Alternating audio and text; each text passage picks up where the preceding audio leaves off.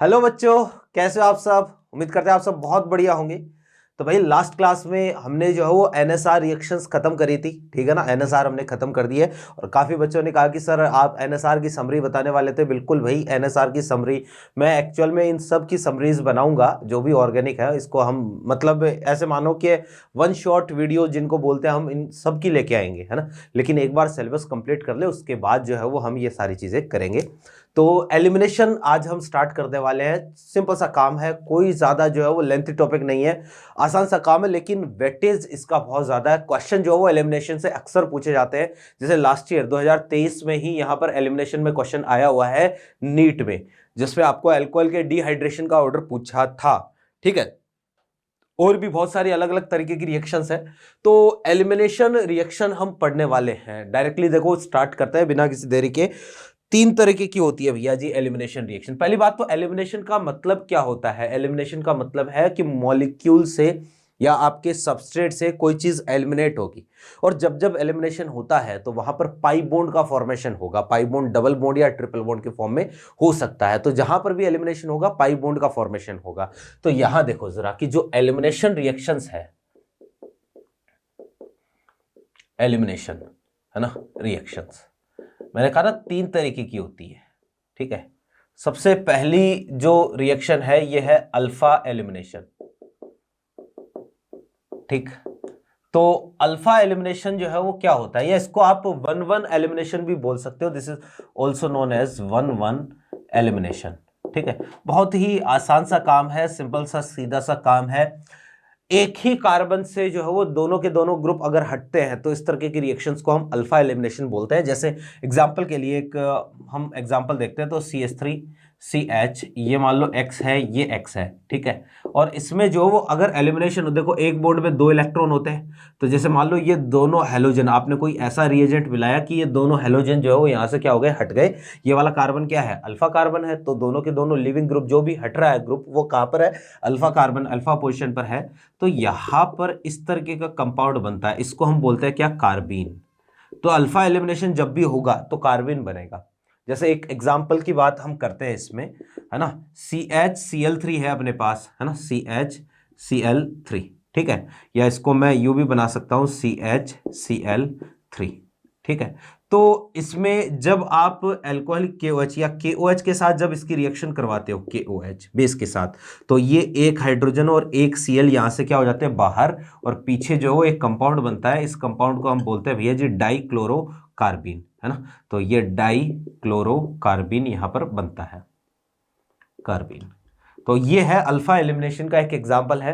अपने सिलेबस की बात करें तो अपने सिलेबस में इस तरीके की रिएक्शंस के ज्यादा एग्जांपल नहीं है। हाँ, ये कार्बन वाला एग्जांपल जो है वो जरूर अपने सिलेबस में, डाइक्लोरोकार्बन आप याद करो, राइमर टीमान रिएक्शन मैंने पहले ही आपको बता दिया है। ऑलरेडी हम पहले उसके बारे में डिस्कशन कर चुके हैं। तो वहां पर जो है वो ये डाइक्लोरोकार्बन जो एज ए इलेक्ट्रोफाइल काम में आता है, ठीक है।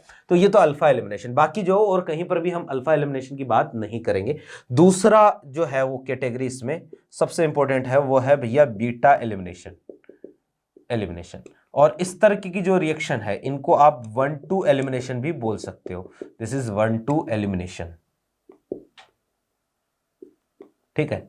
अब यार ये जो रिएक्शन है ना 1-2 एलिमिनेशंस, ये क्या है, इस तरीके की रिएक्शंस जो है वो क्या होती है। तो आप देखो कि अगर एडजेसेंट कार्बन से, जैसे ये हमारे पास कंडीशन, इस तरह की कंडीशन आ जाए मान लो, है ना। ये खाली एक एग्जांपल ले रहे हैं हम, है ना, कि जैसे ये अल्फा हो गया एक, ये बीटा हो गया।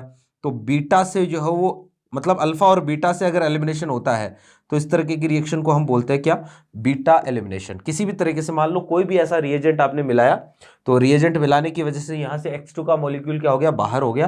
तो यहां पर बनेगा क्या, CH2 डबल बॉन्ड CH2, और साथ में आएगा क्या, X2। तो ये है हमारे पास क्या, बीटा एलिमिनेशन। क्लियर है।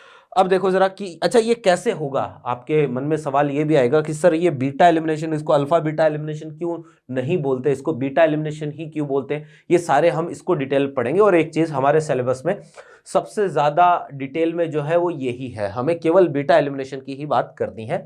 तीसरा इसी में है जो गामा एलिमिनेशन आप बोल सकते हो, गामा एलिमिनेशन, है ना। और इसको जो है वो हम 1-3 एलिमिनेशन भी बोलते हैं, 1-3 एलिमिनेशन। अब यार ये क्या है गामा एलिमिनेशन या 1,3 एलिमिनेशन, क्या होती है इस तरीके की रिएक्शन?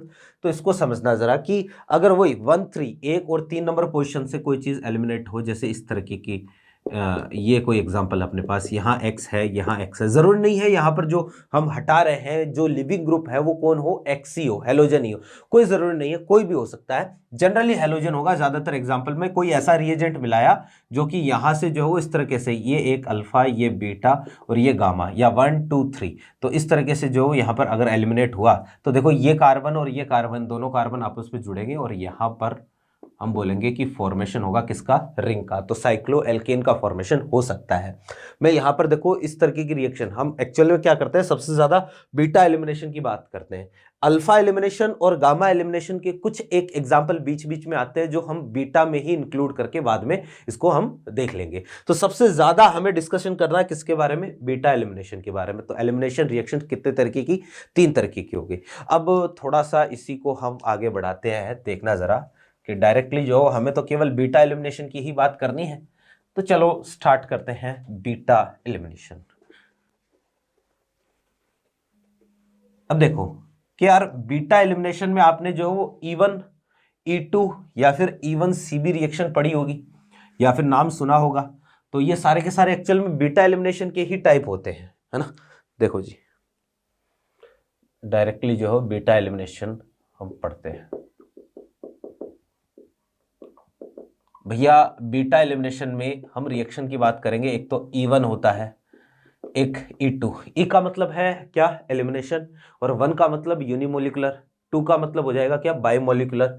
फिर तीसरी रिएक्शन है इसमें E1 CB रिएक्शन। एक होती है E1I यानी कि एक तरीके से इंट्रामोलिकुलर रिएक्शन। ये 3 रिएक्शंस की बात हम यहाँ पर करेंगे।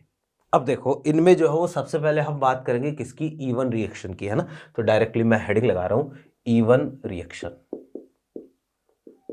E1 रिएक्शन, है ना, या E1 रिएक्शन बोल दो, या इसको जो है वो यूनिमोलिकुलर एलिमिनेशन भी आप बोल सकते हो, ठीक है, एक ही बात है, E1 बोल दो, यूनिमोलिकुलर एलिमिनेशन बोल दो, ठीक है। अब देखना मैं तुम्हें थोड़ा सा जो रिवाइज करवाता हूँ NSR के बारे में। NSR रिएक्शन, है ना, न्यूक्लियोफिलिक सब्स्टिट्यूशन रिएक्शन। याद करो सीक्वेंस क्या था, सबसे पहले हमने NSR की बात करी थी, न्यूक्लियोफिलिक सब्स्टिट्यूशन, है ना, SN1। सबसे पहले हमने क्या पढ़ा था, एलिफेटिक NSR। एलिफेटिक NSR में सबसे पहले SN1 पढ़ा, फिर इसके बाद में हमने SN2 पढ़ा था। तो अगर SN1 की बात हम करें, है ना, तो SN1 में क्या सीक्वेंस हमने रखी थी, सबसे पहले SN1 reaction in alkyl halide, फिर SN1 इन एल्कोहल, फिर SN1 इन ईथर। ठीक इसी सीक्वेंस में हम एलिमिनेशन की भी बात करेंगे। जैसे E1 है तो E1 में सबसे पहले हम बात करेंगे E1 reaction in alkyl halide, फिर हम बात करेंगे E1 रिएक्शन इन एल्कोहल, है ना, फिर आएंगे E2 पर, एल्काइल हैलाइड में E2 रिएक्शन, फिर एल्कोहल में E2 रिएक्शन, खत्म। फिर इतना ही है, E2 में कोई, है ना, एलिमिनेशन में ज्यादा कुछ है नहीं। तो E1 रिएक्शन, और E1 में भी सबसे पहले हम बात करने जा रहे हैं E1 reaction in alkyl halide, alkyl halide, ठीक है भैया जी। बहुत ही आसान सा काम है, ध्यान दो जरा क्या है ये, ठीक है भैया। एक चीज आपको ध्यान में रखनी है, देखो कि जो SN1 और E1 है ये दोनों आपस में सिमिलर सीक है ना। SN1 सिमिलर है किसके, E1 के। वो आप कहोगे सर सिमिलरिटी कैसे हो सकती है, वो सब्स्टिट्यूशन है, ये एलिमिनेशन। सिमिलरिटी का मतलब यहाँ पर है कंडीशन सिमिलर है, ठीक है, ऑलमोस्ट वैसी ही कंडीशन जैसी SN1 में कंडीशन थी वैसी ही कंडीशन E1 में चाहिए। थोड़ा सा डिफरेंस आता है, वो अभी हम बात करेंगे क्या डिफरेंस आता है।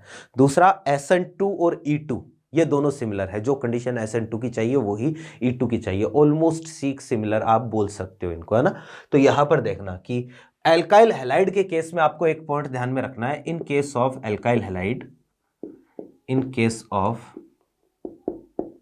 Alkyl halide SN1 and E1 both reactions occurs simultaneously, ठीक है। दोनों की दोनों रिएक्शन जो है वो एक साथ होती है भैया, साइमल्टेनियसली होती है ना। SN1 भी होती है, E1 भी होती है। अब जो पॉइंट मैं लिखवाने जा रहा हूं वो बहुत ही जरूरी है, बट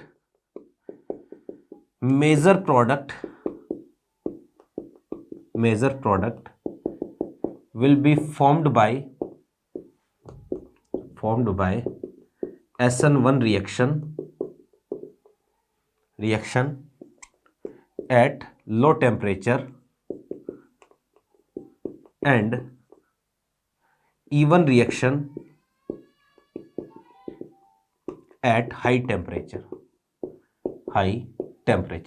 बस ये पॉइंट बहुत ज्यादा जरूरी है, इंपॉर्टेंट पॉइंट है कि भाई मेजर प्रोडक्ट जो हो किससे बनता है, SN1 से बनता है। किस टेम्परेचर पर? लो टेम्परेचर पर तो SN1 प्रोडक्ट मेजर रहेगा, और हाई टेम्परेचर पर जो है वो क्या प्रोडक्ट रहेगा, E1 प्रोडक्ट जो है वो हाई टेम्परेचर पर मेजर रहेगा।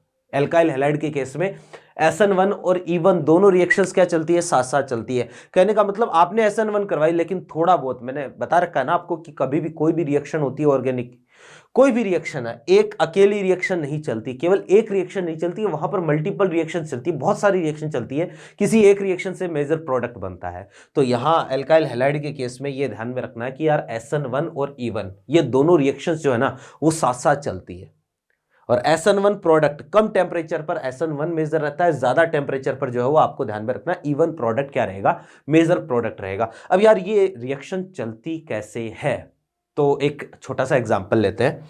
जैसे हमारे पास ये कोई कंडीशन है CH3 C और ये CH3। अब याद करो, जैसे मान लो ये कोई एल्काइल हैलाइड है, ठीक है। SN1 की कंडीशन क्या बताई थी मैंने, याद करना, पोलर प्रोटिक सॉल्वेंट होना चाहिए, पोलर प्रोटिक सॉल्वेंट होना चाहिए, ठीक है।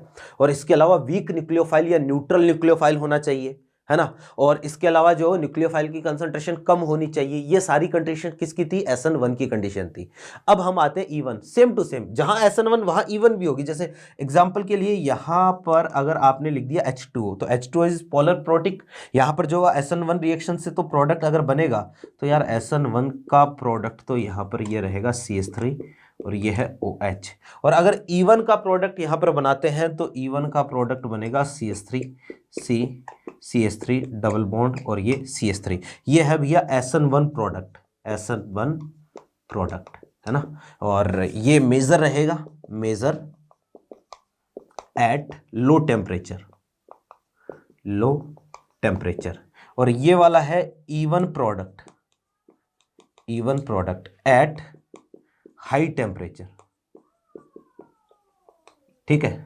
तो ये हाई टेम्परेचर पर E1 प्रोडक्ट मेजर रहेगा, लो टेम्परेचर पर SN1 प्रोडक्ट क्या रहेगा, मेजर रहेगा।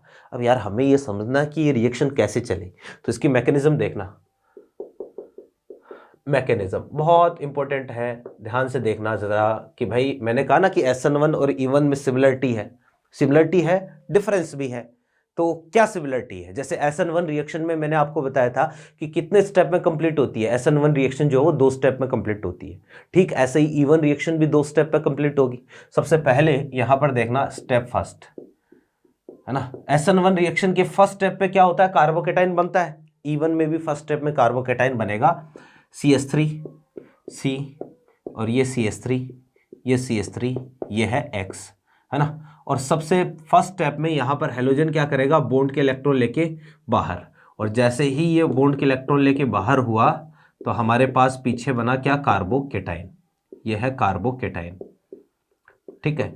और ये इस रिएक्शन का इंटरमीडिएट है, याद करना। जो पोलर प्रोटिक सॉल्वेंट होता है वो क्या करता है, वो कार्बोकेटाइन के फॉर्मेशन को प्रमोट करता है। उसकी वजह से इसका ये जो लिविंग ग्रुप है इसका क्या होता है, एक तरीके से हाइड्रेशन होता है, और हाइड्रेशन की वजह से ये क्या होता है, बाहर आसानी से हट सकता है, कार्बोकेटाइन का फॉर्मेशन करता है। तो यहाँ पर पोलर प्रोटिक सॉल्वेंट का काम ही यही है, ये लिविंग ग्रुप को हटाने का काम करता है, जिससे कि आसानी से कार्बोकेटाइन बन जाए। फिर ये वाला रिएक्शन का स्टेप जो है देखा जाता है कि ये स्लो स्टेप होता है, बोले तो RDS होता है, ठीक है। फिर सेकंड स्टेप में देखना, स्टेप सेकंड। अब देखो जी, अब काम की बात है ना। हमारे पास कंडीशन ऐसी है कि ये कार्बोकेटाइन है, ये कार्बोकेटाइन है, ठीक है। अब H2O जो है ना, ये हमें पता है ये क्या हो सकता है, ये वीक न्यूक्लियोफाइल है, न्यूट्रल न्यूक्लियोफाइल है ना। न्यूट्रल वाले सारे के सारे हम मानेंगे कैसे, वीक। तो ये एक वीक न्यूक्लियोफाइल है, न्यूट्रल न्यूक्लियोफाइल वीक न्यूक्लियोफाइल है, ठीक है। अब टेम्परेचर अगर कम है, एट लो टेम्परेचर, ठीक है, टेम्परेचर अगर कम है तो ये H2O जो है ना ये काम करेगा, एक्ट्स एज न्यूक्लियोफाइल, ये न्यूक्लियोफाइल की तरह काम करेगा। और अगर ये न्यूक्लियोफाइल की तरह काम करेगा तो ये क्या करेगा, बॉन्ड के इलेक्ट्रॉन कार्बन को देगा। और देखो कोई एक स्पीसीज होती है, ये न्यूक्लियोफाइल की तरह भी एक्ट कर सकती है, ये बेस की तरह भी एक्ट कर सकती है, क्योंकि न्यूक्लियोफाइल का काम भी है इलेक्ट्रॉन देना या लोन पेयर देना, और बेस का काम भी है इलेक्ट्रॉन देना या लोन पेयर देना, दोनों का एक ही काम होता है। अब डिफरेंस मतलब फर्क यहां पर यह है कि कौन किसको लोन पेयर दे रहा है, ये दोनों में जो है वो क्या है, डिफरेंस है कि अगर बेस होगा तो वो तो H+ को लोन पेयर देगा, और अगर जो है वो न्यूक्लियोफाइल होगा तो वो पार्शियली पॉजिटिव चार्ज कार्बन को लोन पेयर देगा। तो यहां पर H2O ने कार्बन को लोन पेयर दिया, जैसे ही लोन पेयर दिया तो यहां पर कंडीशन ऐसी, ये CH3 यहां OH, ऑक्सीजन पर चार्ज कैसा आएगा, पॉजिटिव चार्ज आएगा, और ऑक्सीजन पर पॉजिटिव चार्ज है, अनस्टेबल है, ऑक्सीजन क्या करेगा, इस बॉन्ड के इलेक्ट्रॉन जो है विड्रॉ कर लेगा, यहाँ से H+ क्या हो गया, बाहर हो गया, और फाइनली जो है वो क्या बना, अपने पास अल्कोहल बना। तो ये जो अल्कोहल है, this alcohol is SN1 product. ठीक है, तो यहां पर तो जो रिएक्शन होगी कौन सी, SN1, तो SN1 प्रोडक्ट बना। अब सेकंड केस में यहां पर देखना भैया, ये जो H2 अगर टेम्परेचर ज्यादा है, हाई टेम्परेचर, ठीक है, आपने टेम्परेचर थोड़ा सा ज्यादा कर दिया या हीट दे दिया, हीट करके दे दिया, तो हाई टेम्परेचर पर ये ही H2O जो है ना अब काम करेगा, एक्ट्स एज बेस, यही H2O अब बेस की तरह काम करेगा। और अगर ये H2O अब बेस की तरह काम करेगा तो बेस को चाहिए H+, है ना, तो ये बेस क्या है भैया, इस H+ पर अटैक करेगा। और दूसरा हमें ये भी पता है कि कार्बोकेटाइन है, इसमें हाइपर कॉन्जुगेशन भी चलता है, तो हाइपर कॉन्जुगेशन कैसे चलेगा कि इस बॉन्ड के इलेक्ट्रॉन जो है वो इधर आएंगे, है ना, और यहाँ से H+ को फ्री करेगा, और ये H+ जो है कौन कैप्चर कर लेगा, H2O कैप्चर कर लेगा। जैसे ही H+ H2O कैप्चर करेगा तो पीछे बनेगा हमारे पास ये लो जी, क्या, डबल बॉन्ड CH2, बोले तो E1 प्रोडक्ट, ये लो, तो यहां पर बना क्या, E1 प्रोडक्ट। तो E1 प्रोडक्ट जो है ये तो मेजर रहेगा कहां, हाई टेम्परेचर पर, और SN1 प्रोडक्ट मेजर रहेगा कब, लो टेम्परेचर पर SN1 प्रोडक्ट मेजर रहेगा, और E1 प्रोडक्ट जो है वो हाई टेम्परेचर पर मेजर रहेगा। क्लियर है बात। तो ये हमारे पास रिएक्शन है, रिएक्शन 2 स्टेप में कंप्लीट होती है। इसीलिए मैंने आपको कहा कि एल्काइल हैलाइड के केस में SN1 और E1 दोनों साथ साथ चलती है, क्योंकि पॉसिबिलिटी जो है वो ये है कि H2O न्यूक्लियोफाइल की तरह काम करे, है ना, H2 अगर न्यूक्लियोफाइल की तरह काम करेगा तब तो SN1 प्रोडक्ट बनाएगा, और पॉसिबिलिटी ये भी है कि H2O बेस की तरह काम करे तो ये जो है वो E1 प्रोडक्ट बनाएगा। अब कम टेम्परेचर है तब तो जो है SN1 बनाओ, ज्यादा टेम्परेचर है तो आप क्या बनाओगे, E1 प्रोडक्ट बनाओगे। आई होप मेरी बातें आपके समझ में आ गई होगी। तो ये है भैया अपने पास E1 रिएक्शन। रिएक्शन के बारे में 1-2 फैक्ट है जो हम लिख लेते हैं, है ना, तो सिंपल सा काम है भैया।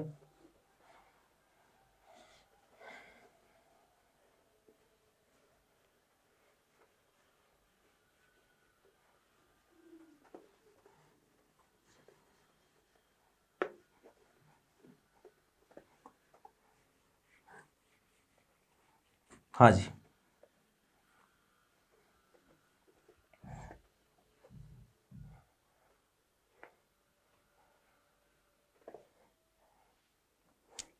देखना कि सबसे पहली बात, रिएक्शन जो है वो कंप्लीट होती है 2 स्टेप में।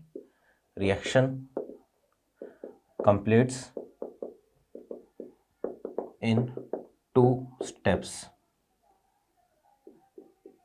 ठीक है, रिएक्शन 2 स्टेप पे कंप्लीट होती है ना। फिर आपको ध्यान में रखना, carbocation is formed as intermediate. ठीक है, तो कार्बोकेटाइन जो है वो इंटरमीडिएट के फॉर्म में बनता है। ठीक, फिर so rearrangement is possible, so rearrangement is possible, है ना। तो हो सकता है भैया रीअरेंजमेंट हो जाए, है ना। रीअरेंजमेंट कब होगा, जब ज्यादा स्टेबल कम स्टेबल में अगर कन्वर्ट हो सकता है तो ही रीअरेंजमेंट करवाना है, कोई जबरदस्ती नहीं है कि रीअरेंजमेंट करवाओ, है ना। तो सो रीअरेंजमेंट इज पॉसिबल। नेक्स्ट जो पॉइंट है वो आपको ये ध्यान में रखना है कि भैया रिएक्शन में जो रेट है ना, रेट ये डायरेक्टली प्रोपोर्शनल होगी किसके, सबस्ट्रेट की कंसंट्रेशन की पावर 1। तो नेट रिएक्शन का जो ओवरऑल ऑर्डर है ये क्या होता है, ये फर्स्ट ऑर्डर की रिएक्शन होती है। और क्योंकि यहाँ पर जो केवल एक ही जो अपना RDS स्टेप है ना उसकी मॉलिक्युलरिटी कितनी है, 1, इसलिए इसको क्या बोलते हैं हम, यूनिमॉलिक्युलर बोलते हैं। ठीक है, तो ये पॉइंट हो गया, ये पॉइंट हो गया, ये पॉइंट हो गया। अब देखना जरा कि जैसे हमारे पास यही एग्जाम्पल था, ठीक है। आपको ये कंडीशन लिख के देगा CH3Cl, बस ये एक दो पॉइंट ही ध्यान में रखने हैं, बाकी जो है वो हमें पता है कि अल्काइल हैलाइड के केस में SN1 और E1 दोनों क्या चलेगी, साथ चलेगी, ठीक है ना। एक तो आपको ये लिख के दिया है केवल H2O, एक सेकंड स्टेप में आपको लिख के दिया है H2O और साथ में हीट, ठीक है। तो अब डिफरेंशिएट करना आना चाहिए आपको कि पोलर प्रोटिक अल्काइल हैलाइड के साथ दे रखा है, पोलर प्रोटिक सॉल्वेंट दे रखा है अल्काइल हैलाइड के साथ, और अगर टेम्परेचर कम है या लिखा हुआ है लो टेम्परेचर, है ना, या लिखा हुआ हाई टेम्परेचर, या एक में टेम्परेचर मेंशन नहीं है एक में टेम्परेचर मेंशन है, तो जहां टेम्परेचर मेंशन है यहां तो E1 प्रोडक्ट बनाओगे, यहां पर SN1 प्रोडक्ट बनाओगे, तो यहां SN1 प्रोडक्ट अगर बनेगा तो भैया देखो ये प्रोडक्ट बन सकता है यहाँ पर SN1 से, ठीक है, ये मेजर रहेगा। और इस वाले केस में जो वो हम क्या करेंगे, E1 प्रोडक्ट मेजर बनाएंगे, तो यहाँ पर ये वाला प्रोडक्ट जो है वो क्या रहेगा, ये मेजर रहेगा, ठीक है। तो बस वही है कि अगर हीट दे रखा है तब तो E1 कर बनवा दो, E1 बना दो। अच्छा, प्रोडक्ट कैसे बनाना है, तो कार्बोकेटाइन बनाओ, रीअरेंजमेंट करवाओ, बाद में प्रोडक्ट बनाओ, ठीक है ना। देखिएगा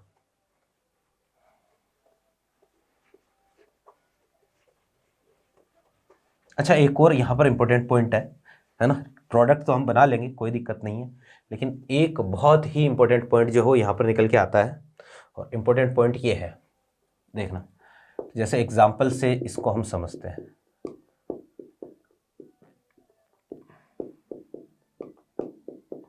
ये हमारे पास कोई अल्काइल हैलाइड है, ठीक है, और यहाँ एरो पर जो है वो आपको लिख के दे दिया H2O और साथ में हीट। अब यार H2O दिया है, पोलर प्रोटिक सॉल्वेंट दे रखा है, देखो जो कंडीशन SN1 की थी ना वही सारी कंडीशन है यहाँ पर भी, वहाँ पर भी आपको पोलर प्रोटिक सॉल्वेंट चाहिए था, यहाँ पर भी पोलर प्रोटिक सॉल्वेंट ही चाहिए। SN1 E1 दोनों साथ साथ चलते हैं, हाई टेम्परेचर प्रोडक्ट E1 का बनाएंगे। यहाँ पर क्या होगा, ध्यान से समझिएगा। सबसे पहले मैंने कहा कार्बोकेटाइन बनाना है, ये कार्बोकेटाइन बना दिया, ठीक है, ये कार्बोकेटाइन बना, ठीक है। अब ये जो कार्बोकेटाइन है ना, आपको क्या करना है, देखो रीअरेंजमेंट होता है तो करवाओ, नहीं तो कोई जरूरी नहीं है। इसमें रीअरेंजमेंट होगा या नहीं होगा, नहीं होगा, क्यों, ये अल्फा है ये भी अल्फा है, दोनों के दोनों अल्फा है। आपको क्या करना है, अल्फा से हाइड्रोजन हटाना है, और कार्बोकेटाइन जहां पर पॉजिटिव चार्ज है वहां, और जहां से हाइड्रोजन हटाए इनके बीच में डबल बॉन्ड बनाना है। दो प्रोडक्ट पॉसिबल है, CH3 CH double bond CH CH3, एक तो ये प्रोडक्ट हो गया, ठीक है। एक इसमें ये वाला प्रोडक्ट, देखो यहां से हाइड्रोजन जाएगा तब तो ये वाला बनेगा, यहां से हाइड्रोजन जाएगा तो एक ये भी प्रोडक्ट पॉसिबल है CH2 CH, और ये CH2 CH3, दोनों पॉसिबल है ना। कैसे कि यार H2O हो सकता है इस वाले पर हाइड्रोजन पर अटैक कर दे, है ना, हाइपर कॉन्जुगेशन इधर से भी चलेगा, हाइपर कॉन्जुगेशन इधर से भी चलेगा, तो इस वाले हाइड्रोजन को लेके जाएगा तो ये प्रोडक्ट बनेगा, इसको लेके जाएगा तो ये प्रोडक्ट बनेगा। अब इन दोनों में से मेजर कौन सा होगा, तो भाई हमेशा ध्यान रखना मेजर वही होगा जो ज्यादा स्टेबल होगा, है ना। हालांकि कुछ रिएक्शंस ऐसी भी होती है जो हम आगे डिस्कस करेंगे जिनमें मेजर प्रोडक्ट जो है वो कम स्टेबल वाला प्रोडक्ट मेजर होता है। यहां देखना जरा कि ये वाला जो है वो इसके पास कितने अल्फा हाइड्रोजन है, इसके पास जो वो 6 अल्फा हाइड्रोजन है। एल्कीन में अल्फा हाइड्रोजन चेक करना आपको अच्छे से आता होगा, है ना। यहाँ पर कितने अल्फा हाइड्रोजन है, यहाँ पर केवल 2, देखो ये अल्फा हो गया ये अल्फा हो गया, यहाँ पर ये वाला अल्फा हो गया, है ना। आप कहोगे सर यहाँ तो इसको अल्फा बता रहे थे, भाई ये कंफ्यूजन नहीं चाहिए बिल्कुल भी किसी तरीके का कि भाई डबल बॉन्डेड कार्बन से सीधा जुड़ा हुआ कार्बन अल्फा होता है, फंक्शनल ग्रुप से या मेन फंक्शनल ग्रुप से सीधा जुड़ा हुआ कार्बन भी अल्फा होता है, बेंजीन से डायरेक्टली जुड़ा हुआ कार्बन भी अल्फा होता है ना। Positive charge negative charge free radical इन सब से डायरेक्टली जुड़ा हुआ कार्बन भी क्या होता है, अल्फा होता है। यहाँ पॉजिटिव चार्ज कार्बन से डायरेक्टली जुड़ा हुआ अल्फा है, ये भी अल्फा है। यहाँ पर डबल बॉन्डेड कार्बन, ये दोनों डबल बॉन्डेड, इससे डायरेक्टली ये जुड़ा है डायरेक्टली ये जुड़ा है तो ये भी अल्फा है। यहाँ डबल बॉन्डेड कार्बन से डायरेक्टली ये जुड़ा है तो ये भी क्या है, अल्फा है। ये सारे के सारे क्या है, अल्फा है, ठीक है। फिर देखना जरा इसके पास कितने अल्फा हाइड्रोजन है, 2 अल्फा हाइड्रोजन है ना। तो ये वाला क्या रहेगा, मेजर रहेगा, मेजर, है ना। क्यों, क्योंकि ये मोर स्टेबल है, ज्यादा स्टेबल है। ये वाला जो है वो क्या रहेगा, माइनर रहेगा, माइनर, ये लेस स्टेबल है। एल्कीन की स्टेबिलिटी चेक करना बता चुका हूं मैं, हर एक चैप्टर में जो ये सारी चीजें आती है तो ऑलरेडी हम डिस्कस कर चुके हैं। फिर भैया एक चीज और ध्यान में रखनी है, जो ज्यादा स्टेबल एल्कीन होती है, जो ज्यादा स्टेबल होती है उसको हम यहां पर बोलते हैं सजफ एल्कीन, सजफ एल्कीन, या इसका एक नाम और होता है, इसको जेटसेफ ज़ेसेफ एल्कीन भी बोल सकते हैं। सेजेफ बोल दो या ज़ेसेफ बोल दो, ठीक है, तो दोनों जो है वो एक ही है, एक ही बात है। मैं सेजेफ एल्कीन बोलूंगा। सेजेफ एल्कीन क्या होती है? The more stable alkene is called Saytzeff alkene, और जो कम स्टेबल है इसको हम बोलते हैं क्या? हॉफमान एल्कीन। तो ये वाली जो है वो कम स्टेबल है, कम स्टेबल को बोलेंगे हॉफमान एल्कीन, और ज्यादा स्टेबल को क्या बोलेंगे? सेजेफ एल्कीन बोलेंगे। क्लियर है बात? तो मेरे ख्याल से ये सारी चीजें जो है वो आपके समझ में आ गई होगी। मैं वापस से बता देता हूँ कि सेजेफ का मतलब ये नहीं कि 2 ब्यूटीन को सेजेफ बोल दिया और आपने 1 ब्यूटीन को हॉफमान बोल दिया, ऐसा बिल्कुल भी नहीं है। सेजेफ का मतलब यहां पर है, देखो 2 प्रोडक्ट बनने की पॉसिबिलिटी हो ना, तो जो ज्यादा स्टेबल प्रोडक्ट होगा वो सेजेफ होगा, और कम स्टेबल प्रोडक्ट होगा उसको क्या बोलेंगे हम? हॉफमान एल्कीन बोलेंगे, ठीक है। और आपको जो हो ज्यादातर केस में मेजर कौन सा बताना है? सेजेफ एल्कीन ही बताना है। हम बहुत सारी रिएक्शंस ऐसी देखेंगे जिनमें हॉफमान एल्कीन भी मेजर प्रोडक्ट हो सकता है, लेकिन आप ये मान के चलो कि हर बार ज्यादातर रिएक्शंस ऐसी है जिनमें मेजर प्रोडक्ट कौन सा होगा? सेजेफ होगा, ठीक है। चलो भाई, ये तो हो गया। एक एग्जांपल से हम बात खत्म करते हैं। एल्काइल हैलाइड में इवन रिएक्शन की बात कर रहे हैं, ठीक है ना।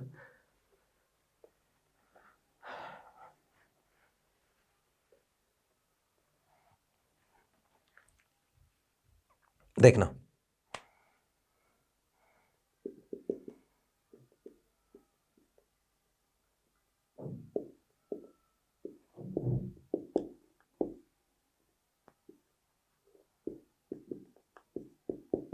ये 2 है, ठीक है। एक में केवल H2O लिखा है और एक में क्या लिखा है? H2O और साथ में हीट लिखा है। सिंपल सा काम। यहां पर रिएक्शन होगी कौन सी? SN1, और यहां पर रिएक्शन करवाएंगे कौन सी? E1। SN1 रिएक्शन में कार्बोकेटाइन बनाते हैं सबसे पहले, तो भैया ये कार्बोकेटाइन बना। अब कार्बोकेटाइन अगर बना तो इसमें रीअरेंजमेंट भी पॉसिबल है, तो इसमें रीअरेंजमेंट होगा तो कैसे होगा? 4 कार्बन की रिंग किस में कन्वर्ट होगी? 5 में। तो डायरेक्टली इसको मैं रीअरेंज करवा रहा हूँ, रीअरेंज होके ये वाला कार्बोकेटाइन बनेगा। इससे और ज्यादा स्टेबल कार्बोकेटाइन नहीं हो सकता, नहीं बन सकता इसमें। तो इस वाले में नहीं बनेगा तो कोई दिक्कत नहीं है, H2O का अटैक हम यहीं करवाएंगे। H2O यहाँ पर काम करेगा न्यूक्लियोफाइल की तरह, और न्यूक्लियोफाइल की तरह काम करेगा तो H2O से आपको क्या मिलेगा? OH minus overall. तो ये प्रोडक्ट जो है वो बनेगा 3 डिग्री एल्कोहल। यहाँ पर आते हैं, सेम कार्बोकेटाइन बना,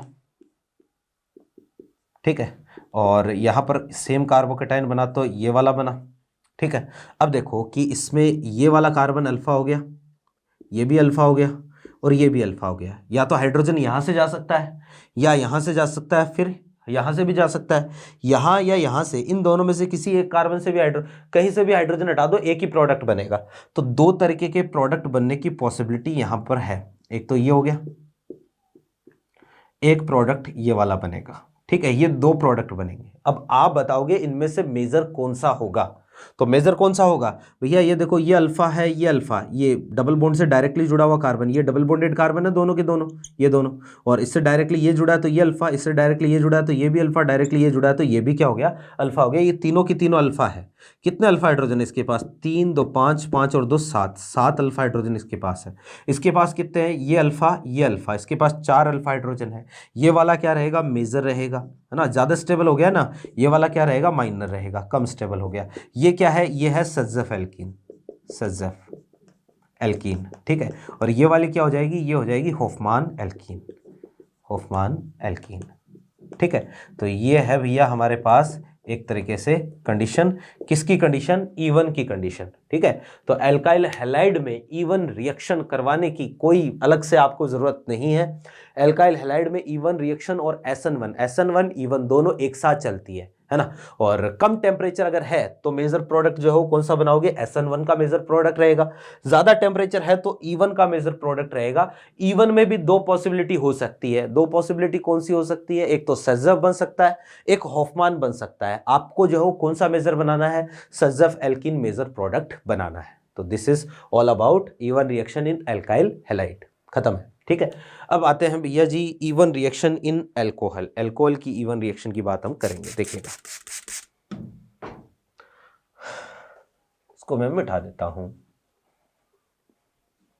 एल्कोहल की E1 रिएक्शन ज्यादा इंपॉर्टेंट है, ठीक है, क्योंकि एल्कोहल के केस में हम ऐसा नहीं बोलते हैं कि SN1 और E1 साथ साथ चलेगी।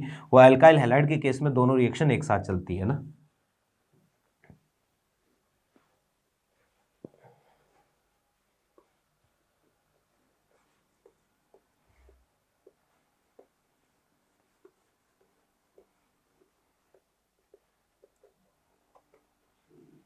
हाँ जी भाई,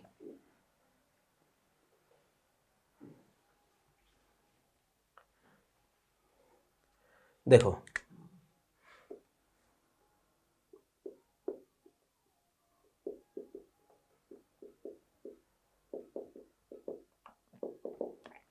इवन रिएक्शन इन अल्कोहल, ठीक है भैया, अल्कोहल में हम इवन रिएक्शन करवाएंगे। देखो जैसे कि आपने यहां पर अभी क्या किया था, ओवरऑल जब आपने इवन रिएक्शन करवाई थी, है ना, एल्काइल हैलाइड में, तो ओवरऑल आपने HX बाहर किया था, है ना, पहले तो हेलोजन हटा, फिर बाजू वाले कार्बन से हाइड्रोजन और हट गया, तो यहां पर जो है वो ओवरऑल HX बाहर किया था। तो पहले अभी जो रिएक्शन थी उसको डीहाइड्रोहेलोजिनेशन जो है वो हम बोल सकते हैं, क्योंकि डी का मतलब हटना, हाइड्रो का मतलब हाइड्रोजन, और हेलोजिनेशन का मतलब हेलोजन भी साथ में, है ना। तो पहले वाली जो रिएक्शन थी एल्काइल हैलाइड में E1, तो वो डीहाइड्रोहेलोजिनेशन का एक एग्जांपल है। मैं बता देता हूं आपको कि जिसके आगे भी डी आ गया ना, वो रिएक्शन एलिमिनेशन की ही होती है। जैसे डीहाइड्रोहेलोजिनेशन, हमने एल्काइल हैलाइड में E1 से डीहाइड्रोहेलोजिनेशन किया, आगे हम पढ़ेंगे एल्काइल हैलाइड में E2 से भी डीहाइड्रोहेलोजिनेशन हो सकता है, यानी कि डीहाइड्रोहेलोजिनेशन की रिएक्शन E1 से भी जा सकती है, E2 से भी जा सकती है। ठीक ऐसे ही अल्कोहल में अभी हम E1 की बात कर रहे हैं, तो इसको जो है वो हम ये बोलेंगे डीहाइड्रेशन, डीहाइड्रेशन, ठीक है, बाय E1 मैकेनिज्म, ठीक है। डिहाइड्रेशन भी एक ऐसी रिएक्शन है जो E1 से भी हो सकती है और E2 से भी हो सकती है। यहां पर हम E1 की बात कर रहे हैं, तो पहले हम E1 की चर्चा करेंगे कि E1 से डिहाइड्रेशन अल्कोहल में कैसे होता है, या इसको जो है वो आप ऐसे भी बोल सकते हो एसिड कैटेलाइज्ड, और ये नाम बहुत ज्यादा इंपॉर्टेंट है ना, कई बार नीट में यहां से क्वेश्चन आया है। तो acid catalysed dehydration of alcohol, ठीक है, acid catalysed dehydration of alcohol, ठीक है भैया। सबसे जरूरी चीज सबस्ट्रेट, सबस्ट्रेट क्या होगा यहां पर, तो सबस्ट्रेट तो अल्कोहल ही होगा, अल्कोहल। दूसरा है रिएजेंट, तो भाई यहां पर रिएजेंट जो है ना वो देखो क्या हो सकता है, कंसंट्रेटेड H2SO4 होगा, और साथ में टेम्परेचर होगा 170 डिग्री सेंटीग्रेड, ये टेम्परेचर होगा, ठीक। अगर यहां पर टेम्परेचर 140 ले लोगे तो ईथर बनेगा, रिएक्शन चेंज हो जाएगी, रिएक्शन का नाम चेंज हो जाएगा, ठीक है। तो यहां पर जो कंसंट्रेटेड H2SO4 टेम्परेचर कितना 170, या इसकी जगह आप काम में ले सकते हो कंसंट्रेटेड H3PO4 भी काम में ले सकते हो, और साथ में हीट काम में ले सकते हो, या ऐसा भी लिखा हुआ मिल सकता है H+ साथ में हीट, या फिर ऐसा भी लिखा हुआ मिल सकता है H3O+ और साथ में हीट, ये सारे के सारे एक ही है। सबस्ट्रेट क्या है, अल्कोहल, और इनमें से जो वो अल्कोहल के साथ कोई भी लिखा हुआ सकता है। सबसे कॉमन ये है, ये सबसे कॉमन है, अक्सर आपको एरो पर देखने को मिलेंगे, ठीक। फिर इसके बाद में प्रोडक्ट, तो भैया यहां पर प्रोडक्ट बनता है वही एल्कीन। एक चीज मैं बता देता हूं आपको कि ज्यादातर रिएक्शन जो अपने पास होगी ना एक तरीके से एलिमिनेशन की, उन सब में जो आपको क्या करना है, प्रोडक्ट पाई बॉन्ड बनाना है, ठीक है। तो यहां पर प्रोडक्ट क्या बनेगा, एल्कीन बनेगी। अब देखना जरा कि रिएक्शन क्या है वास्तव में, एक एग्जांपल से इसको हम समझते हैं। जैसे अल्कोहल है CH3C, ये CH3, ये CH3 और ये OH, है ना, जिस कार्बन से ये मेन फंक्शनल ग्रुप हो गया, तो मेन फंक्शनल ग्रुप पर जो क्या जुड़ा है OH, मतलब मेन फंक्शनल ग्रुप वाले कार्बन, मतलब इससे डायरेक्टली जुड़ा हुआ कार्बन अल्फा हो गया, और अल्फा के बाजू में ये क्या हो गया, ये बीटा हो गया। तो आपको क्या करना है, जैसे एरो पर लिखा हुआ है कंसंट्रेटेड H2SO4, साथ में टेम्परेचर लिखा हुआ है 170 डिग्री सेंटीग्रेड। अच्छा एक चीज और मेंशन कर देता हूं कि कंसंट्रेटेड H2SO4 टेम्परेचर नहीं लिखा है, केवल हीट का साइन दिया हुआ है, ऐसा डेल्टा बना हुआ है, ठीक है, तो भी आपको एलिमिनेशन ही करवाना है ना। लेकिन अगर 140 लिख के दे तो मामला अलग हो जाएगा, उसकी बात अभी हम करेंगे। तो यहां पर जब रिएक्शन होगी ना तो आपको ओवरऑल अल्फा बीटा से वाटर मॉलिक्यूल बाहर करना होता है। हालांकि यहां पर भी क्योंकि इवन रिएक्शन है ना, तो इवन में भी क्या बनता है, कार्बोकेटाइन बनता है, तो कार्बोकेटाइन बनाने के बाद ही आपको प्रोडक्ट बनाना होता है। यहां पर ये रिएक्शन होगी, एल्कीन बनेगा। यहां इस तरीके से हमने क्या कर दिया, ओवरऑल वाटर मॉलिक्यूल बाहर कर दिया। हालांकि वाटर मॉलिक्यूल H+ OH- दोनों अलग अलग कार्बन से हटते हैं, अलग अलग स्टेप में हटते हैं, ठीक है। और आप ये भी बोल सकते हो कि जब रिएक्शन होगी तो इसमें कार्बोकेटाइन बनेगा, रीअरेंजमेंट भी होगा। देखो जरा कैसे, मैकेनिज्म देखना भैया जी। हमें पता है कि हमने H2SO4 ले रखा है, H2SO4 तो एसिड है, ये टूटेगा, कैसे टूटेगा, H+ और HSO4 माइनस में ये टूटेगा। ये है अपने पास कंडीशन H2SO4 की, ठीक है। और रिएक्शन क्योंकि 2 स्टेप में कंप्लीट होती है, इवन रिएक्शन है ना, तो इवन तो हमेशा 2 स्टेप में कंप्लीट होगी, चाहे वो अल्काइल हैलाइड की इवन हो चाहे वो अल्कोहल की इवन हो, 2 स्टेप में कंप्लीट होगी। तो यहाँ स्टेप फर्स्ट में देखना कि सबसे पहले क्या होगा, ये हमारे पास है अल्कोहल, ठीक है। अब यार देखो कि कभी भी अगर एक से ज़्यादा तरीके की रिएक्शन होने की पॉसिबिलिटी हो तो सबसे पहले हमें पता है कौन सी रिएक्शन होती है, एसिड बेस रिएक्शन ही सबसे पहले होती है। तो ये आया H+, ठीक है, और ये H+ इसको लोन पेयर देगा H+ को, एसिड बेस रिएक्शन हुई, और एसिड बेस रिएक्शन जैसी ही हुई तो यहाँ पर जो है वो क्या बना अपने पास, यहाँ पर जो है वो ऑक्सोनियम आयन, इसको हम ऑक्सोनियम आयन बोलते हैं, ऑक्सोनियम आयन। और यहाँ पर क्योंकि वाटर बन रहा है, वाटर एक गुड लिविंग ग्रुप है, तो ये H2O बाहर हुआ। तो देखो क्या बना, कार्बोकेटाइन बना ना, ये कार्बोकेटाइन, ठीक है, और ये साथ में जो H2O बाहर, ठीक। ये स्लो स्टेप होता है कार्बोकेटाइन जहाँ पर बनता है, तो RDS हो गया, ठीक। नेक्स्ट स्टेप में क्या होगा भैया ji, step second same to same alkyl halide के जैसा ही है। अब आगे तो CH3 CH3 ये पॉजिटिव है, ये वाला जो कार्बन है ना यहाँ पर H+, इसमें हाइपर कॉन्जुगेशन चलेगा, तो ये वाला बॉन्ड इधर, दूसरा यहाँ पर आया कौन, HSO4 माइनस, ये है ना, ये तो एसिड है, जैसे ये एसिड हो गया तो ये इसका क्या है, कॉन्जुगेटेड बेस, तो HSO4 माइनस बेस की तरह बिहेव कर सकता है, तो ये आया H+ पर अटैक करेगा, H2SO4 के फॉर्म में बाहर, और पीछे क्या बना भैया जी, एल्कीन बनी। ये लो जी, ये रिएक्शन इस तरीके से चलती है, और साथ में जो वापस से H2SO4 देखो क्या था, कैटलिस्ट था ना। अब कैटलिस्ट कभी भी रिएक्शन में खुद तो काम में आता नहीं है ना, तो वापस से जो है वो लास्ट में वापस बन गया, इसलिए इस रिएक्शन को हम क्या बोलते हैं, एसिड कैटेलाइज्ड डिहाइड्रेशन, ठीक है। यहाँ पर ओवरऑल देखो डिहाइड्रेशन, एक तो हाइड्रेशन होता है, हाइड्रेशन का मतलब तो क्या होता है, हम वाटर मॉलिक्यूल ऐड कर रहे हैं, डिहाइड्रेशन, डी का मतलब हटना है ना, तो यहाँ पर हम वाटर मॉलिक्यूल क्या कर रहे हैं, हटा रहे हैं। तो ये रिएक्शन है अल्कोहल में डिहाइड्रेशन की। कौन सी चीज़ें ध्यान में रखनी है, कौन से पॉइंट आपको यहाँ पर ध्यान में रखने हैं, उसकी बात भी हम कर लेते हैं, देखिएगा।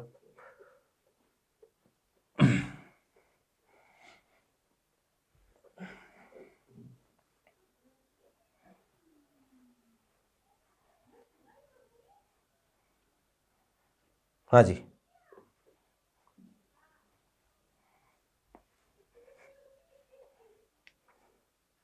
सबसे पहला पॉइंट, रिएक्शन जो है 2 स्टेप में कंप्लीट होती है, रिएक्शन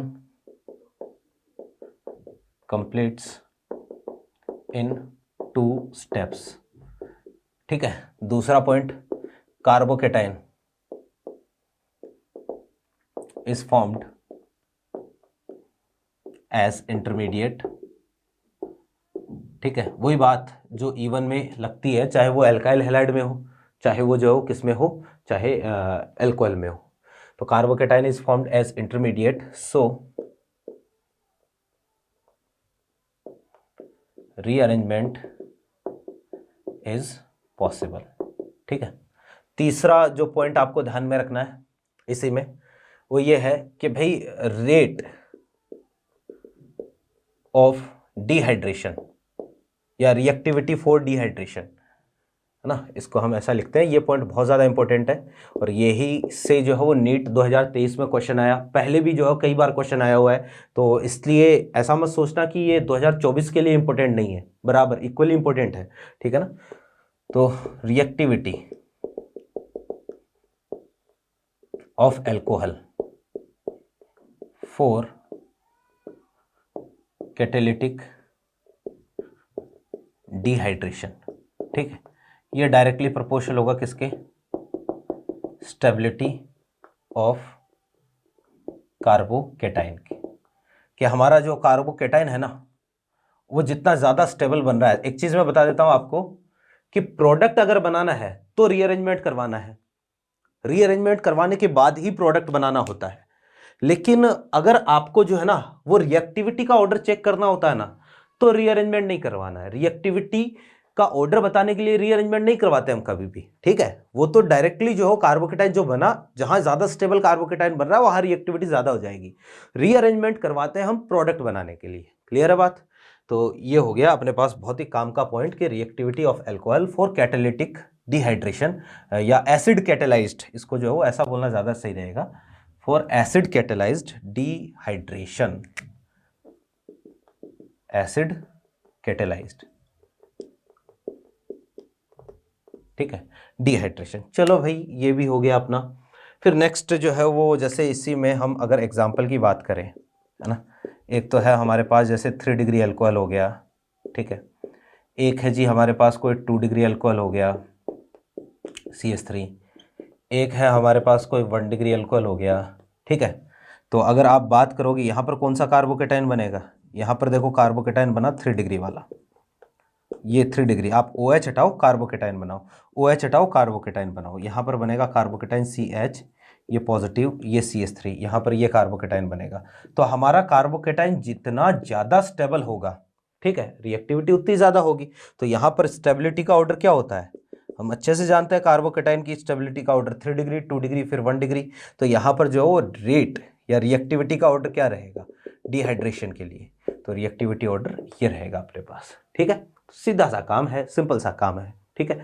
जैसे भैया ऐसे ही जो नीट का क्वेश्चन जो ऐसा ही था बिल्कुल, कि आपको जो 3-4 अल्कोहल दे दिए और आपको पूछ लिया कि कौन सा वाला अल्कोहल जो आसानी से किसका डिहाइड्रेशन होगा, एसिड कैटलाइज्ड डिहाइड्रेशन किसका आसानी से होगा। तो वही कार्बोकेटाइन बनाना होता है, स्टेबिलिटी चेक करनी होती है। जैसे एग्जांपल के लिए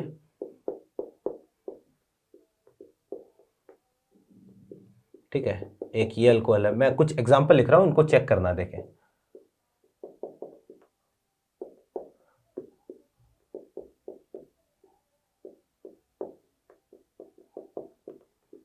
इनमें आपको रिएक्टिविटी का ऑर्डर चेक करना है।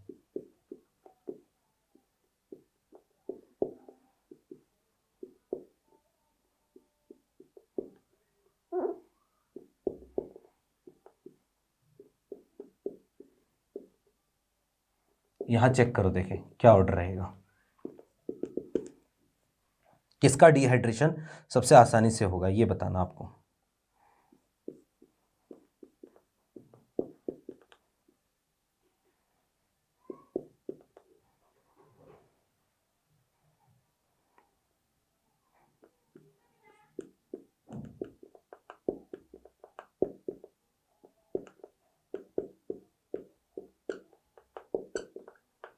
आपको यहाँ पर कोई भी रीअरेंजमेंट नहीं करवाना है, ध्यान दो जरा, कि रिएक्टिविटी चेक करने के लिए डायरेक्टली केवल कार्बोकेटाइन बनाना होता है और उसकी स्टेबिलिटी चेक करनी होती है। रीअरेंजमेंट करवाते हैं प्रोडक्ट बनाने के लिए।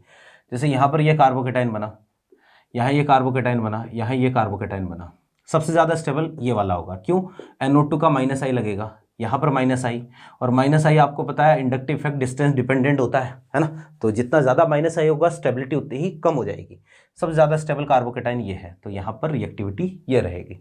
यहाँ चेक करते हैं, ये वाला कार्बोकेटाइन बना, ये कार्बोकेटाइन और ये कार्बोकेटाइन बना, कितने अल्फा हाइड्रोजन होंगे इसके पास, 3 और 1 4 अल्फा हाइड्रोजन वाला कार्बोकेटाइन। इसके पास कितने होंगे, 2 2 4 2 6 अल्फा हाइड्रोजन वाला कार्बोकेटाइन। इसके पास कितने होंगे, 2 और 1 3 अल्फा हाइड्रोजन वाला कार्बोकेटाइन। तो यहाँ पर रिएक्टिविटी ऑर्डर क्या रहेगा, सबसे ज़्यादा रिएक्टिव कौन सा होगा, दूसरा होगा, फिर पहला हो जाएगा, फिर कौन सा हो जाएगा, तीसरा हो जाएगा। यहाँ चेक करो, यहाँ पर ये कार्बोकेटाइन बना, यहाँ ये कार्बोकेटाइन बना, यहाँ ये कार्बोकेटाइन बना। अब यार कार्बोकेटाइन तो सब में अल्फा हाइड्रोजन तो इक्वल है, तो आप देखो इंडक्टिव इफेक्ट, इसका इफेक्ट पूरी रिंग का +I, ये भी +I और ये भी +I। अब जितने ज़्यादा कार्बन होते हैं ग्रुप में +I उतना ही ज़्यादा होता है, तो सबसे ज़्यादा +I इसका है। तो रिएक्टिविटी ऑर्डर ये रहेगा। जो ऑर्डर स्टेबिलिटी ऑफ कार्बोकेटाइन का आएगा वही ऑर्डर किसका रहेगा, रिएक्टिविटी का रहेगा। क्लियर है बात। तो ये है भैया अपने पास अल्कोहल की डिहाइड्रेशन के लिए रिएक्टिविटी, ये एसिड कैटेलाइज्ड डिहाइड्रेशन है, ठीक है ना। यहाँ से क्वेश्चन पूछे जाते हैं, तो मेरे ख्याल से अब आप क्वेश्चन कर लोगे, इसमें कोई दिक्कत नहीं आने वाली है, ठीक है। हाँ तो देखो इसी पर एक एग्जांपल और देखते हैं कि हमारे पास कंडीशन ऐसी है कि जैसे ये कोई अल्कोहल है, ठीक है, और एक अल्कोहल ये है, एक अल्कोहल ये है, ठीक है। अब आपको जो है वो इन तीनों में पूछा है कि यार डिहाइड्रेशन के लिए रिएक्टिविटी ऑर्डर क्या रहेगा। तो आप खुद देखो, यहाँ पर जो है वो कार्बोकेटाइन हम बनाएंगे, ये वाला कार्बोकेटाइन बनेगा, यहाँ ये कार्बोकेटाइन बना और यहाँ ये कार्बोकेटाइन बना। सबसे ज़्यादा स्टेबल कार्बोकेटाइन कौन सा है, थर्ड वाला सबसे ज़्यादा स्टेबल है, इसलिए यहाँ पर रिएक्टिविटी है ना, डिहाइड्रेशन के लिए ये रहेगा, है ना। जैसे कई बार जो है वो हमारे पास कंडीशन ऐसी भी आ जाती है कि एक कार्बोकेटाइन, जैसे यहां पर कार्बोकेटाइन जो है वो ये वाला बन रहा है, ठीक है, या फिर जो है वो देखो, इसको हम बाद में बात करेंगे इसकी, पहले कुछ एग्जांपल्स की बात करते हैं। हम इवन रिएक्शन की बात कर रहे हैं अल्कोहल में, और इवन रिएक्शन से अब प्रोडक्ट कैसे बनाना है उस पर आते हैं डायरेक्टली। रिएक्टिविटी वाला तो हम कर ही लेंगे, है ना। जैसे भैया कोई भी हमारे पास अल्कोहल है CH3, यह है यहां पर CH3 और यह है CH2OH, ठीक है, और यहां पर लिखा हुआ है कंसंट्रेटेड H2SO4 और साथ में टेम्परेचर दे दिया 170 डिग्री, ठीक है। मैं कुछ एग्जांपल लिख रहा हूं, इनको आपको चेक करना है। करना क्या है, सिंपल सा काम, कार्बोकेटाइन बनाओ, रीअरेंजमेंट करवाओ अगर होता है तो, और ज्यादा स्टेबल एल्कीन बनाओ। अगर एक से ज्यादा एल्कीन बनने की पॉसिबिलिटी है तो हमें सजेफ एल्कीन ही एज मेजर प्रोडक्ट बनाना है। जैसे ये एग्जाम्पल हो गया, एक कोई जो है वो अपने पास ये वाला एग्जाम्पल हो गया, ठीक है, और यहां पर लिखा हुआ है H+ और साथ में हीट।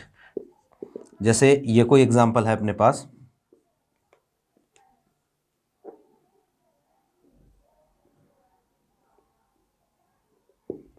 और यहां पर लिखा हुआ है H+ और साथ में हीट, ठीक है। ये सारे एग्जाम्पल चेक करने हैं आपको, कोई जल्दबाजी नहीं, सोचो आराम से।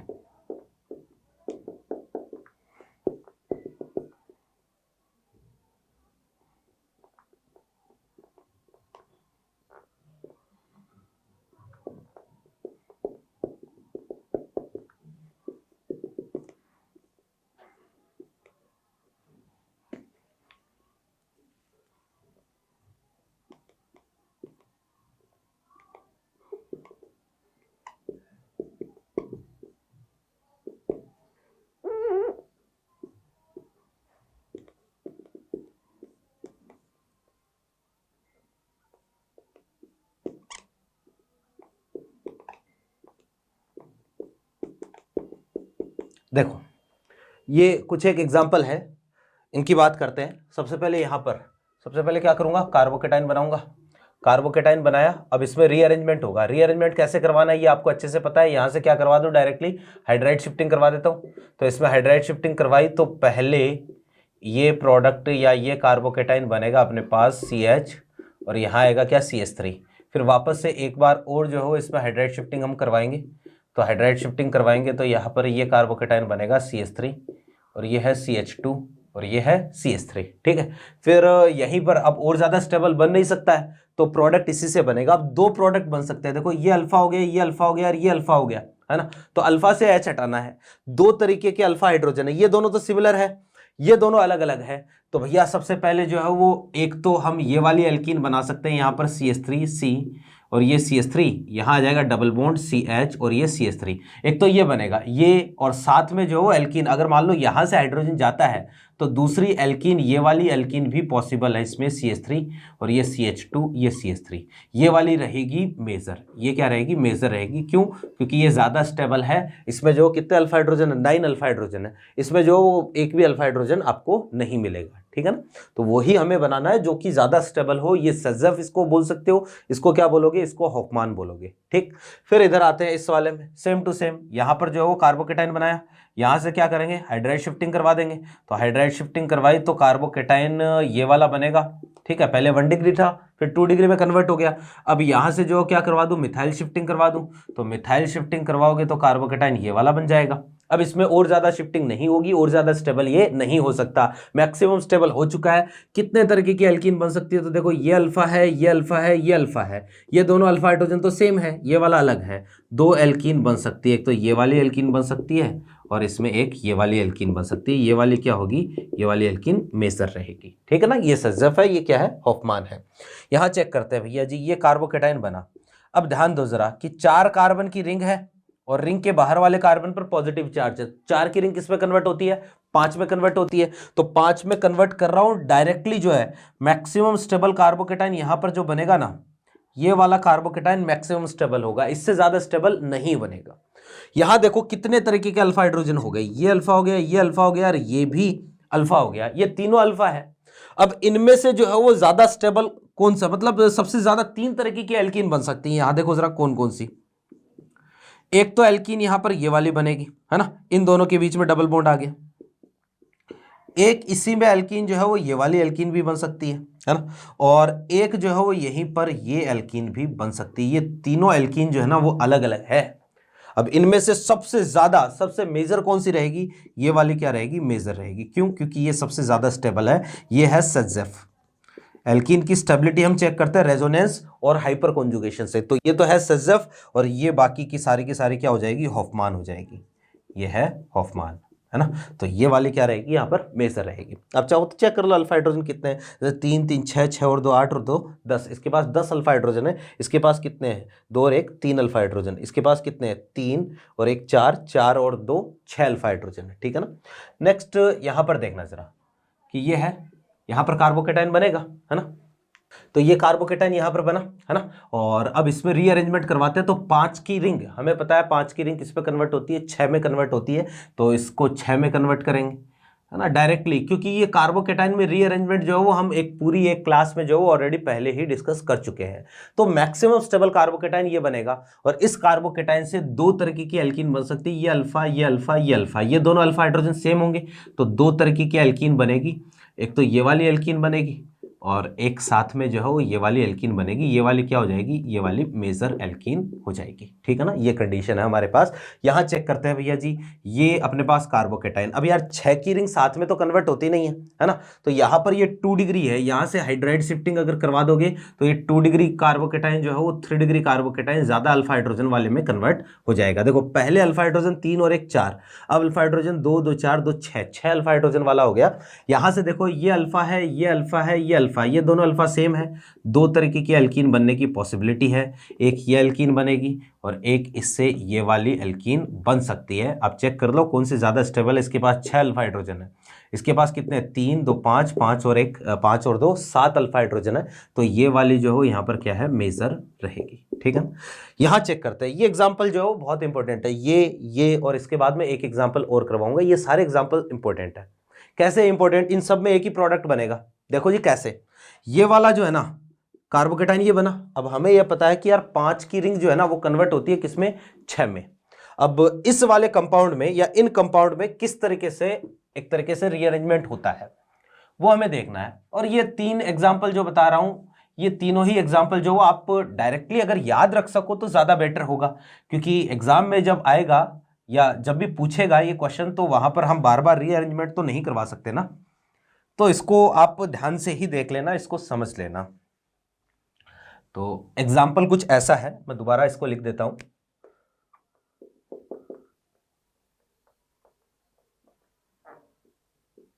ठीक है, ये वाला एग्जाम्पल है। ये हटाया, यहां कार्बोकेटाइन बना।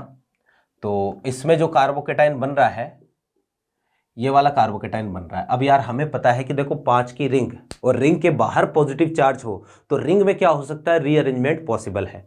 तो इसमें रीअरेंजमेंट होगा। देखो 1 2 बॉन्ड शिफ्टिंग करवाते हैं, है ना।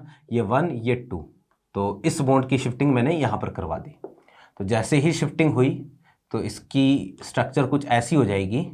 यहाँ पर पॉजिटिव है, यहाँ पॉजिटिव है, यहाँ नेगेटिव आएगा। इन दोनों में क्या होगा? अट्रैक्शन होगा। तो 5 की रिंग किस में कन्वर्ट हो गई? 6 में कन्वर्ट हो गई। तो 5 की रिंग 6 में कन्वर्ट हो गई। तो देखना जरा कि 1 2 3 4 5 एंड 6, टोटल 6 मेंबर की ये रिंग बन गई अपने पास, है ना। और कहीं से भी नंबरिंग कर दो, जैसे मान लो यहाँ पर 1 2 3 4 5 एंड 6, है ना। इस तरीके से नंबरिंग करी तो 1 2 3 4 5 6 रेंडमली नंबरिंग कर रहा हूं ताकि हमें बॉन्डिंग या बॉन्ड की पोजीशन अपन सही सही लगा दे। 1 और 2 के बीच में डबल बॉन्ड है, 1 और 2 के बीच में डबल बॉन्ड, 3 और 4 के बीच में डबल बॉन्ड। भैया 6 का प्लस 1 का माइनस मिलकर ये तो खत्म हो गया। तो यहां पर 5 पर पॉजिटिव चार्ज बचेगा। अब देखो जी, एक ही अल्फा हाइड्रोजन है, इसी का हाइड्रोजन यहां से निकल सकता है। ये वाला हाइड्रोजन जो है, ये वाला बॉन्ड इधर जाएगा तो यहां से H+ के फॉर्म में क्या हो जाएगा? बाहर। तो इसमें प्रोडक्ट क्या बना? बेंजीन। ये प्रोडक्ट बनेगा। क्लियर है बात? तो इसमें जब एक तरीके से आपने इसका डिहाइड्रेशन करवाया तो यहां पर बेंजीन बनता है। ठीक है, ध्यान में रखना है, याद रखना है। सेम एग्जांपल ऐसा ही इसमें देखना क्या होगा। मैं एग्जांपल यहां लिख देता हूं, ये दोबारा। ये OH है, ये OH है, ठीक है, और H+ और साथ में हीट। सबसे पहले जो कहीं पर भी एक तरफ कार्बोकेटाइन बना दो, ये कार्बोकेटाइन बना। 4 की रिंग है, रिंग के बाहर पॉजिटिव चार्ज, रिंग एक्सपेंशन की कंडीशन है। तो ये रिंग एक्सपेंड, ये 1 ये 2, 1-2 बॉन्ड शिफ्टिंग करवाएंगे, ये लो। तो इसमें जब 1-2 बॉन्ड शिफ्टिंग हुई, दूसरा OH एक बार एज इट इज रखो, उससे कोई फर्क नहीं पड़ेगा, है ना। दूसरा वाला OH हम एज इट इज रखेंगे, यहाँ माइनस आएगा और ये वाली कंडीशन कुछ ऐसी आ जाएगी, है ना। यहाँ तो पॉजिटिव चार्ज था पहले से और एक पॉजिटिव यहाँ पर आ जाएगा, ठीक है। और अब जो है वो इन दोनों के बीच में क्या होगा, अट्रैक्शन होगा, ठीक है। रेंडमली कैसे भी नंबरिंग कर दो, तो 1 2 3 4 एंड 5। तो देखो 5 कार्बन की रिंग हो गई, है ना। नंबरिंग कर दो 1 2 3 4 5, ठीक है। 1 और 2 के बीच में डबल बॉन्ड आ गया, ठीक है। 3 नंबर पे जो है यहाँ पर क्या आ गया, ये OH आ गया, ठीक है। फिर 5 का पॉजिटिव और 1 का नेगेटिव तो खत्म हो गया मिलकर। 4 पर क्या बचेगा अपने पास, 4 पर जो है वो ये इस तरीके से क्या बचा, पॉजिटिव चार्ज बचा। फिर भैया देखो जरा कि ये वाला अल्फा हाइड्रोजन जो है ना, यहाँ से ये अल्फा हाइड्रोजन चला जाएगा और ये ज़्यादा स्टेबल एल्कीन जो है वो ये हम पहले बनाएंगे। तो सबसे पहले स्टेप में आप देखो इस तरह का कंपाउंड बन रहा है OH और ये डबल बॉन्ड, ये बना पहले। अब क्योंकि एक OH और है और यहाँ H+ तो ही है, तो रिएक्शन यहाँ नहीं रुकेगी। और इस कंपाउंड में जब एलिमिनेशन होता है, ये वाला कंपाउंड यही तो है ना। तो इस कंपाउंड में पहली बार एलिमिनेशन हुआ तो ये वाला कंपाउंड पहले इसमें कन्वर्ट होगा, फिर ये वाला कंपाउंड हमें पता है आगे किस में कन्वर्ट हो जाता है, बेंजीन में। तो इसमें जब और आगे फर्दर एलिमिनेशन होगा तो ये कंपाउंड जो है किसमें, बेंजीन में कन्वर्ट हो जाएगा। तो उम्मीद करते हैं आपको ये चीज़ समझ में आ गई होगी। इसी के तरीके का एक एग्जाम्पल और है अपने पास, ये वाला, ये OH, ये OH, ये OH। भैया जी अगर H+ के साथ इसको आपने क्या कर दिया, हीट कर दिया, तो सेम टू सेम इसी तरीके से रीअरेंजमेंट होगा। डायरेक्टली लिख देता हूं कि ये जो कंपाउंड है ना, ये वाला कंपाउंड, ये कंपाउंड पहले इसमें कन्वर्ट होगा, फिर ये वाला कंपाउंड इसमें कन्वर्ट होगा और ये कंपाउंड आगे किसमें, बेंजीन में कन्वर्ट होगा। तो यहां डायरेक्टली मैं प्रोडक्ट लिख देता हूं क्या, बेंजीन, ठीक है। तो ये कंडीशन है भाई अपने पास, ये है अल्कोहल में इवन रिएक्शन। इसी को आगे अगली क्लास में हम कंटिन्यू करेंगे, यहीं पर हम पढ़ेंगे क्योंकि इसी का पार्ट, मतलब इसी के जैसी रिएक्शन है। एक विलियमसन कंटिन्यूअस ईथर सिंथेसिस होता है, एक तो विलियमसन ईथर सिंथेसिस है जो हम SN2 में पढ़ चुके हैं, एक विलियमसन कंटिन्यूअस ईथर सिंथेसिस है। यहीं पर अगर टेम्परेचर चेंज कर दोगे अल्कोहल के साथ तो reaction Williamson continuous ether synthesis हो जाएगी। यही एक पिनाकोल पिनाकोलोन रीअरेंजमेंट है, वो हम अगली क्लास में कवर करेंगे और अगली क्लास में E1 खत्म करके हम E2 रिएक्शन स्टार्ट कर देंगे। तो उम्मीद करते हैं क्लास आपको अच्छे से समझ में आई होगी। किसी प्रकार का कोई भी डाउट हो आप कमेंट में मेंशन करें, यहां से जो हो अगली क्लास में जो हो हम कंटिन्यू करते हैं। Thank you.